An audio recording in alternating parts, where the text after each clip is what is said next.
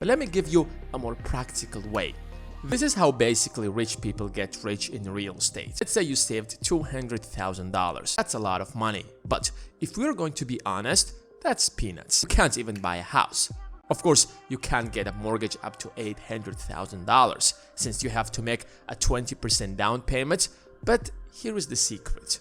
Let's say you find a property that costs $500,000. It's in a bad condition and needs some or maybe a lot of renovation. You head to a bank and get a mortgage by making a 20% down payment.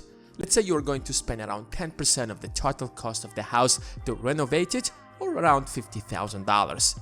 You head to your bank again, but this time to refinance your mortgage. When you got your first mortgage, the value of that property was just $500,000 because it was in such a bad condition that no one wanted to live there. But since you have renovated it, now there are people who want to rent it out. So the market value of that property, let's say, rises to $700,000. Like the first time, let's say you're going to get an 80% mortgage. But 80% out of $700,000 is $560,000.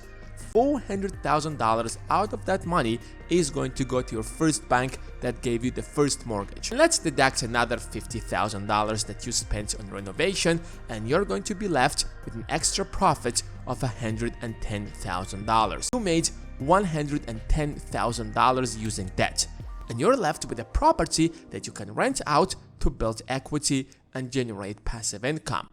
On top of that, you're going to avoid paying taxes because you have a mortgage. This is a very common practice among real estate investors.